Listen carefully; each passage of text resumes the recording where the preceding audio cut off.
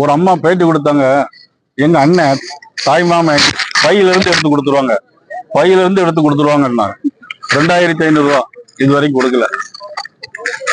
4000 ரூபா இளைஞர்களுக்கு படித்த வேலை கொடுப்போம் அப்படின்னாங்க, இது வரைக்கும் கொடுக்கல.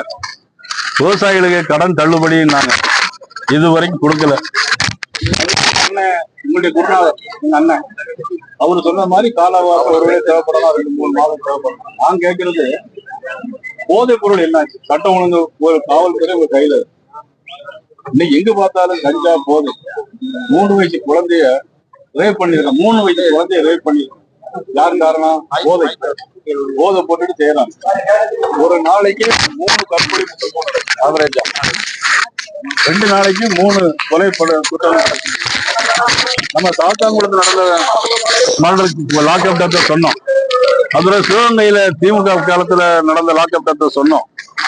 இப்போ இந்த 2 மாசத்துல மட்டும் 4 லாக்அப் டெத். கன்னியாகுமரியில் ஆரம்பிச்சு வரிசையா லாக்அப் டெத் மரணம்.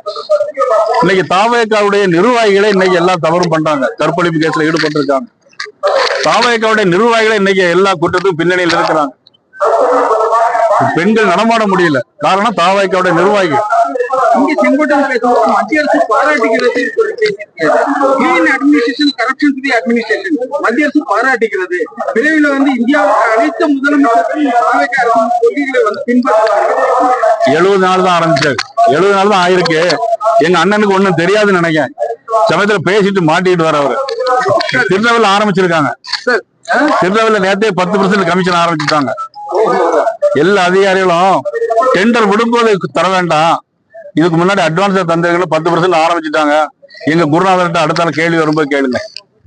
சீமானவர்கள் தேர்தல் சமயத்துல கடுமையான விமர்சனம் பண்ணாரு பாஜக. ஆனா சமீபத்துல சரத்குமார் பிறந்தநாள் விழாவில திடீர்னு நீங்க எல்லாம் கை கூக்குற மாதிரியான ஒரு சம்பவம் நடந்துச்சு. நீங்க மாப்பிள்ளை அப்படின்ற ஒரு வார்த்தையில உச்சரித்து பேசுனீங்க. சீமானவர்கள் திடீர்னு கொண்டு வரதுக்கு தான் காரணம் சார்?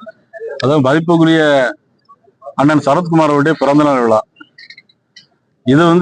இப்ப எங்க அண்ணன் நாளைக்கு எங்க குருநாதர் செங்கோட்டையன நாளைக்கு ஒரு வீட்டுல ஒரு விசேஷம் வச்சாச்சு, நான் அதை போய் கலந்துக்கிடுவேன். விமர்சனம் கொள்கை ரீதியான விமர்சனங்கள் வேறு, அதே இது நட்பு ரீதியாக அவங்க கலந்துக்கிட்டாங்க. கொள்கை ரீதியான விமர்சனங்கள் இருந்தாலும் கூட திடீர்னு, அதாவது தேர்தலுக்கு முன்னாடியே சரத்குமார் அவர்களும் சீமான் அவர்களும் கை கோர்த்தா இந்த நிலைமையை வேறன்னு போயிட்டு. ஆனா தேர்தல் சமயத்துல இல்ல அது பேசுறது நான் தான் சொன்னேன். எலெக்ஷனுக்கு முன்னாடியே வந்திருந்தா கொஞ்சம் நல்லா இருந்திருக்கும் அப்படின்னு சொன்னேன். பீகார் மாநிலத்துல ஆளும் பாஜக 2ஆம் இடத்துல போயிருக்குது. மேற்கு வங்காளத்துல அவ்வளவு இடத்துல 200 இடத்துக்கு மேல பிடிச்சிருக்கோம். அஸ்ஸாம்ல ஒவ்வொரு தொகுதியிலும் 46 ஓட்டுல ஜெயிச்சிருக்கிறோம். அதாவது தேர்தல் என்பது முன்னுக்கு பின் வரணும், முழுதா வந்த பிறகு பார்த்து. ஆக முதலமைச்சர் 3ஆம் தேதி வாரம், இன்னைக்கு ஆடி 18 அன்னைக்கு வாரம்னு சொல்லியிருந்தார். ஆனா சிவகுமார் வாங்கன்னு சொல்லிட்டு வரவிடாம தடுத்துட்டார். எங்களை பொறுத்தப்பட்டு நீங்க தனியா போனா அது உங்களுடைய சொந்த விஷயத்துக்காக போறதா கருதப்படும். அதனால நீங்க அங்கீகரிக்கப்பட்ட எல்லா கட்சியிலும் சேர்த்து கூட்டிட்டு போகணும் அப்படின்னு நாங்க சொல்லியிருந்தோம். இப்பவும் இதை வச்சு அரசியல் பண்ண வேண்டிய அவசியம் இல்லை. அங்க எவ்வளவு ஆணையம் எவ்வளவு சொல்லுதோ அதை தர வேண்டும் என்பதுதான் எங்களுடைய நோக்கம். ஆனால் இப்பொழுது காலம் கடந்து போய் விட்டிருக்கிறது. இனி வருங்காலத்திலாவது நம்முடைய முதலமைச்சர் அது குறித்து ஒரு நல்ல முடிவு எடுக்க வேண்டும் என்று கேட்டோம். கர்நாடகாவில் இருக்க கட்சிகள் ஒருங்கிணைந்து செயல்படுது, ஆனா இங்க இருக்க கட்சிகள் இந்த அரசுக்கு எதிராக செயல்படுகிறது அப்படின்னு எலக்ட்ரிசிட்டி மினிஸ்டர் குற்றம் சாட்டியிருக்காரு. அனைத்து கட்சி கூட்டத்தையும் கூட்டுறது இவங்க எதிராக செயல்படுவதற்காக தான். நீங்க எப்படி கருது?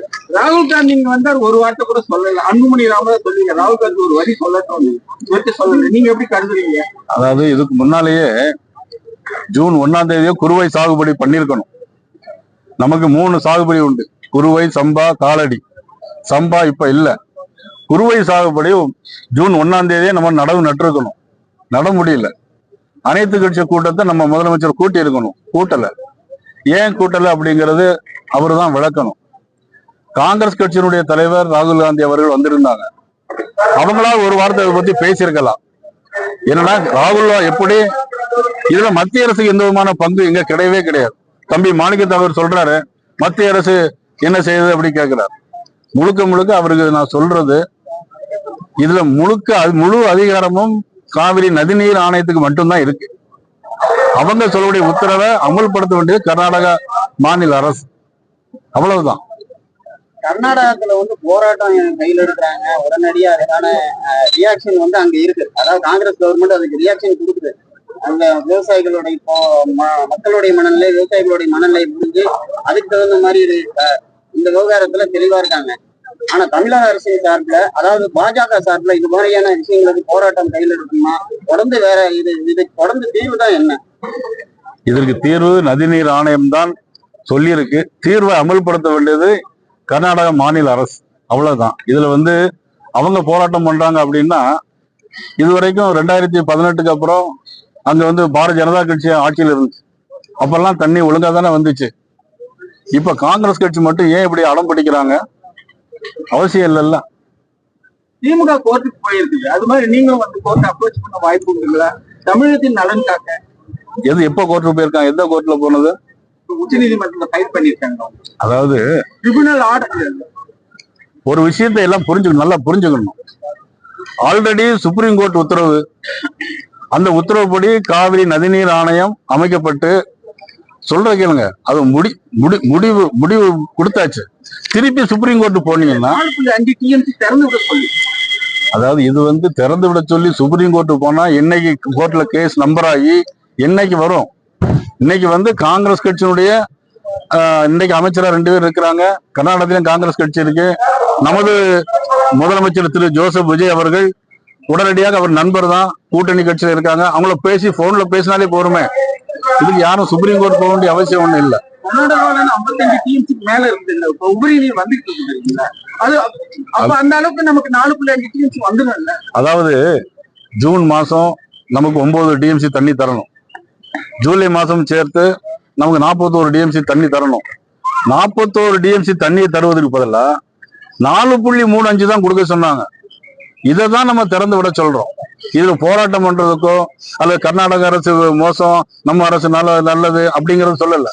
மக்களுக்கு, விவசாய மக்களுக்கு தண்ணீர் வேணும், அதைத்தான் கேட்கிறோமே தவிர, நீங்க 4.5 TMC தண்ணி கூட இப்ப தண்ணி நிறைய வந்துட்டு இருக்கு. இப்போ ஏன் வருது அப்படின்னா, தண்ணி தேக்கி வச்சா அங்குள்ள அணைகளுக்கு அவங்களுக்கே ஆபத்து. இந்த மாதிரி சூழ்நிலையில தான் கர்நாடக மாநில அரசு ஒரு அடம் பிடிச்சிட்டு இருக்கிறான். பிரதமர் உலக அளவுல பல்வேறு பிரச்சனைகளுக்கு தீர்வு காண்றாரு உலக அளவுல. அப்ப இந்த 2 மாநில முதல்வர்களை கூப்பிட்டோம், இந்த பிரச்சனை ஏன் தலையிடாம இருக்காரு? நம்ம 2 பேருக்கும் பிரச்சனை, இவரு தீர்த்து வைக்கணும் அப்படின்னு சொன்னா எப்படி? ஆல்ரெடி நம்ம 2 பேருக்கும் பிரச்சனையா இல்ல சொல்ற கேளுங்க. சுப்ரீம் அத்தாரிட்டி சொல்லி அவங்க எல்லாம் சொல்லிதான் இப்பொழுது வந்து நமக்கு பிரச்சனையை முடிச்சு திறந்து விடணும், அவ்வளவுதான். ஒரு டைரக்ஷன் கொடுக்கலாம்.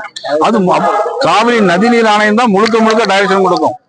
அந்த டைரக்ஷன் தான் அந்த மாநில அரசு செய்யும்.